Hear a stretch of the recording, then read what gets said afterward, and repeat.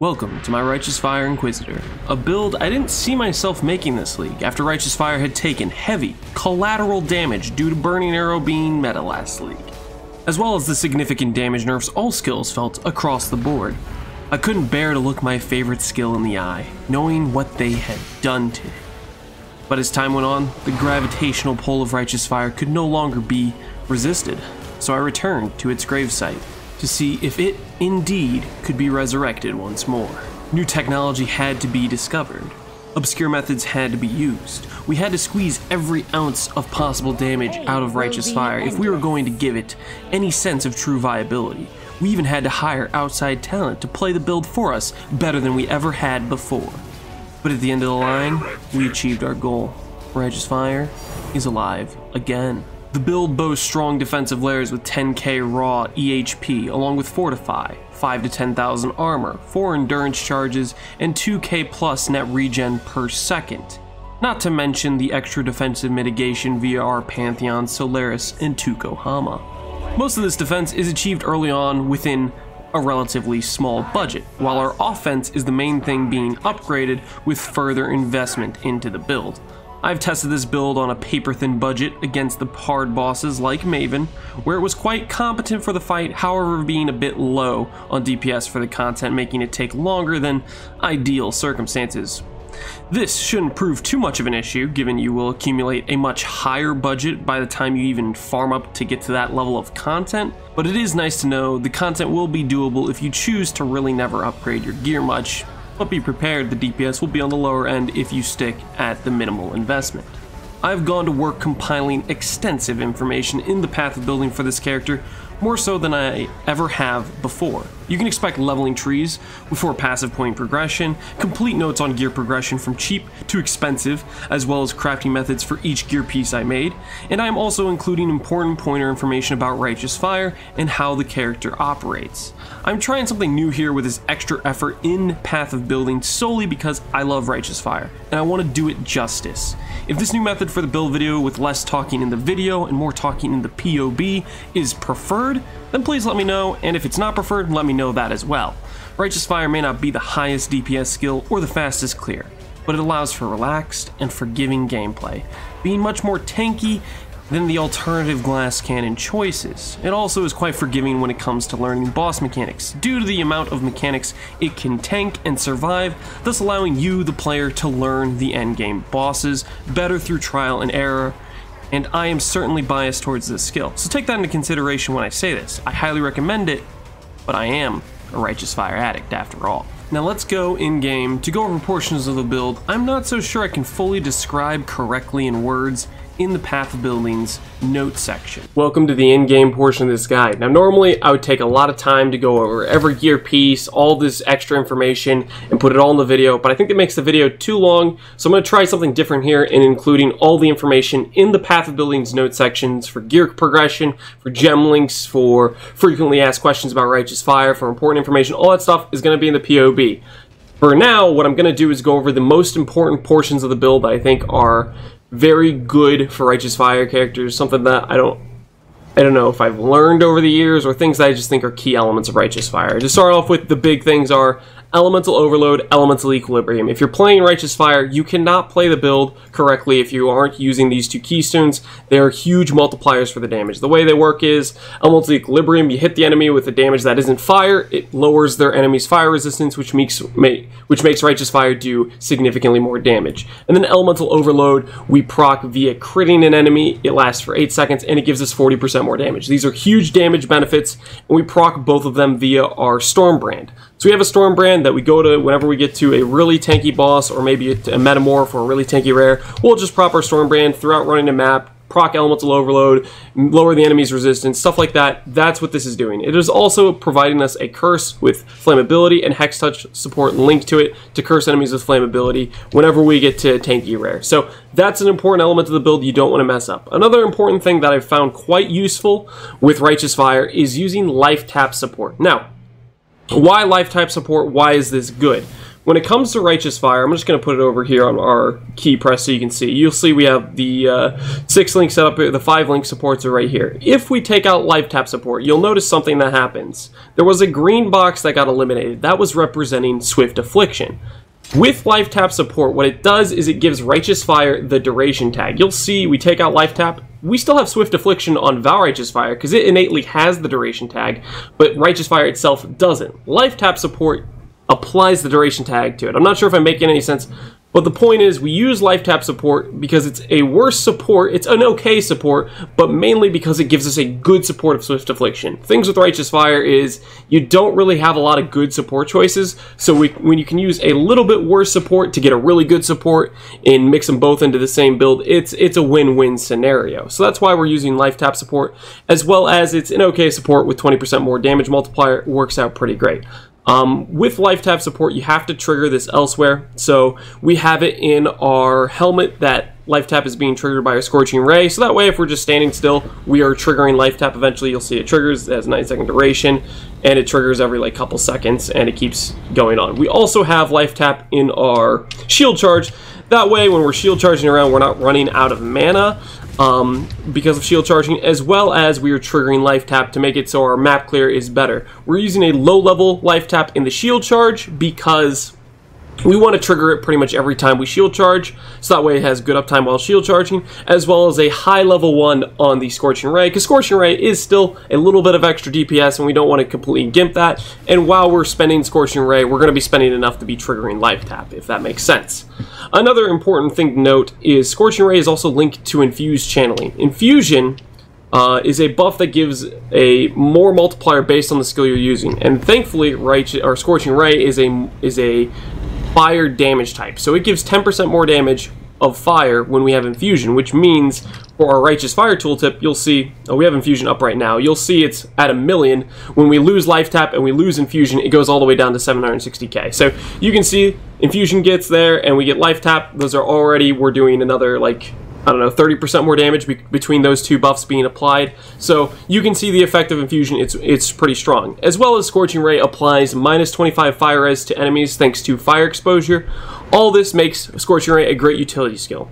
Technically, you can go with a Flame Wall, but you still want to try to get the exposure and the Infusion, so I end up preferring Scorching Ray because of those things, because it helps enable our support gems like Lifetap, and it helps enable Infusion. Stuff like that I think are great.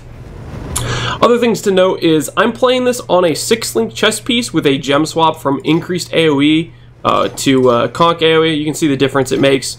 Basically, I just run increased AoE when I'm clearing maps or I'm running not difficult fights.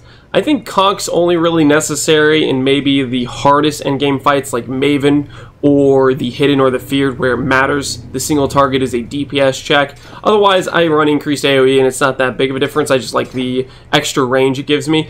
Eventually, this is something I didn't even end up doing, and I'll go over in the crafting guide about the helmet.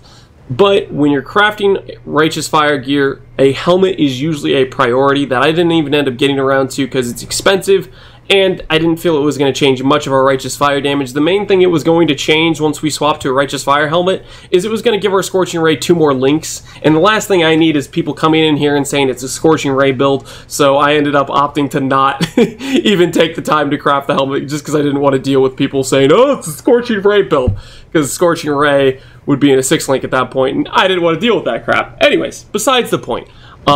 Other important factors are, things that I've decided I really like in Righteous Fire, are using the regen during Flask effect craft. I use this with an internal mana flask because it costs a low amount of charges and we can pretty much have it at 100% uptime. What this means is when I press this flask, I get 3% regen, which is huge, along with getting the regen model to belt. This is something you'll go for kind of in the end game, or you can even just craft onto your belt.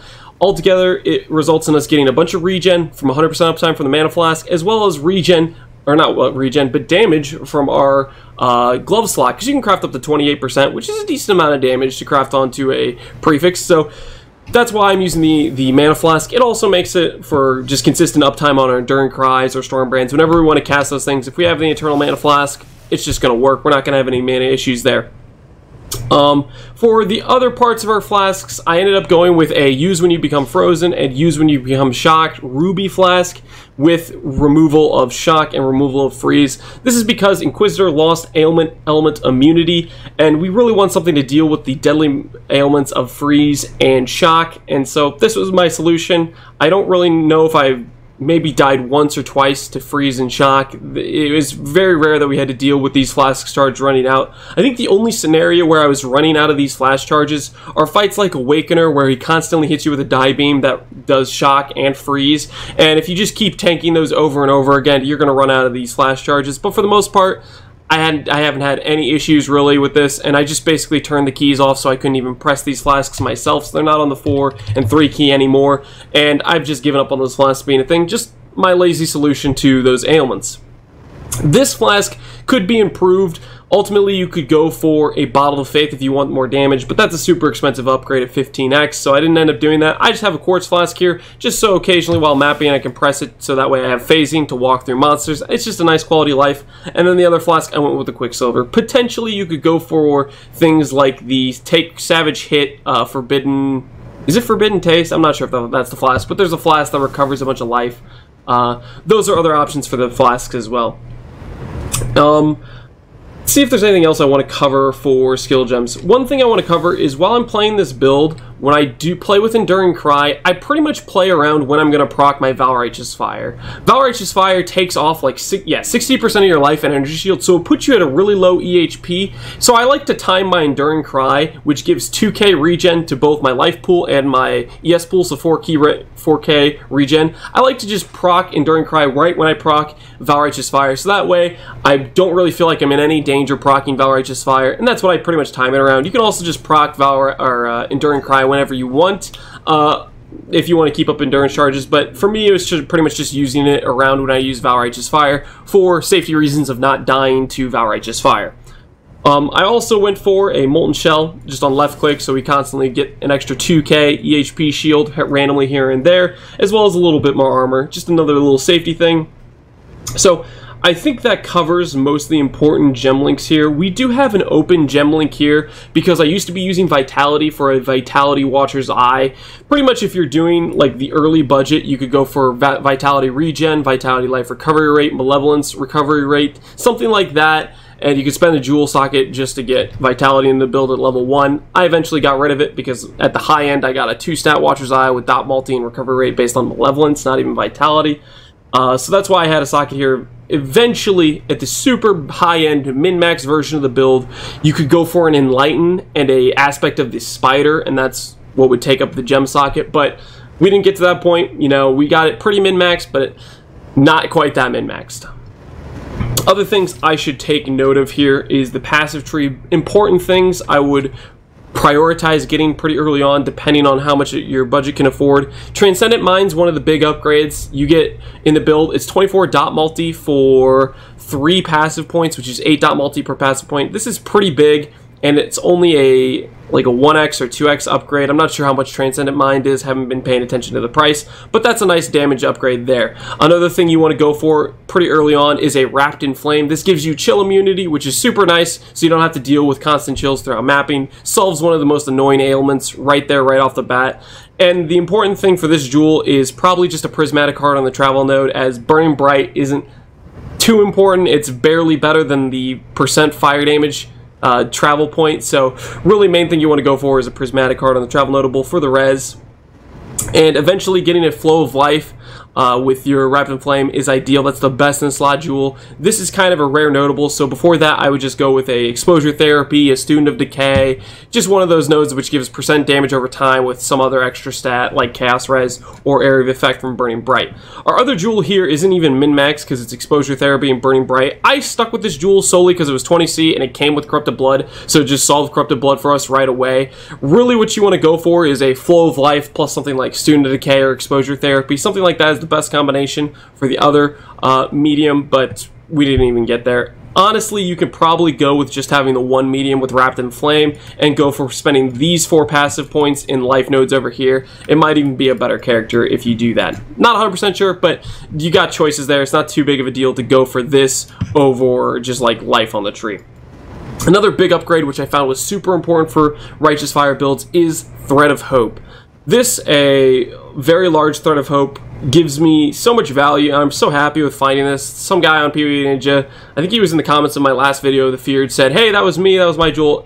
This is a super high quality strat, gives Deep Breaths, Arsonist, Art of the Warrior, Warrior's Blood, and Inexorable, a bunch of regen, a bunch of life, really big. I think this is well worth it. Normally I have a hard time justifying Thread of Hopes, and this thing felt like a great choice and a great addition to the Righteous Fire build. We also go for Call to Arms to get instant War Crying on our Enduring Cry so we don't get locked down casting Enduring Cry whenever we need it, as well as some of the most important, or probably one of the most important jewels in the entire build, Glorious Vanity, in the name of Doriani. If you have Zabakua, or I kind of forget what the other one is, but if it's not Doriani, it's not going to give you Corrupted Soul, and it will end up maybe bricking your build. Like if you get Divine Flesh, that'll brick the setup of the build. Stuff like that, you need to make sure it's a in the name of Doriani for the Glorious Vanity. Corrupted Soul splits the damage between the life pool and the ES pool, so that way you have basically perfect synergy with Pious Path from Inquisitor, where you regen both equally. So that's huge, as well as giving you extra EHP from your life pool. You'll see you take off this jewel. Well, we have Agnostic, so I guess it doesn't showcase the difference in Energy Shield, but it's like 2k Energy Shield from this jewel socket alone. It's huge. Definitely prioritize that. Probably the first thing you want to invest in. Now, another thing here, we have Unnatural Instinct. This is a super expensive quality of life upgrade. Ultimately, I would save this for later on in the build. Definitely do this as one of the later upgrades. Instead of doing these 3 passive points here, what I would do is grab 1, 2, 3, and 4 for Explosive Impact. That'll give you almost as much AoE, a bit more % damage, and you'll lose out on the quality of life of cast speed, some skill effect duration, and you'll save 5x or whatever Unnatural Instinct costs. So that's one of the upgrades I would make much later on in the build. Hopefully I have covered all the main important things in the passive tree. Oh, one more thing I should say in Inquisitor. For grabbing Ascendancy nodes, you want to grab Sanctuary, Pious Path. Grab these nodes first. If you're not experienced with Righteous Fire, wait to switch into Righteous Fire until after you've grabbed Pious Path, Capture Fire Res, and then are using either a Replica Soul Tether or Corrupted Soul. At that point, you can switch over perfectly to Righteous Fire. It should be fantastic to sustain. If you've done Righteous Fire before, there's things you can do like Kikazara Rings, like Vitality, Watcher's Eyes, Flat Regen, Watcher's Eyes, Vitality. There's stuff you can do to play Righteous Fire from very early on in the game, but I don't recommend it unless you are familiar with Righteous Fire. In doing so, in most cases, I would say just stick to waiting until after you get Pious Path to switch. After that, Augury of Penitence and Righteous Providence. I'd probably go for Righteous Providence first, just because it makes Elemental Overload uptime so good, and then Augury of Penitence afterwards. So that's Ascendancy. Hopefully this gives you a good idea of the character, and then in the path of building, I'm going to give you all the information on gear progression, how to craft gear, stuff like that.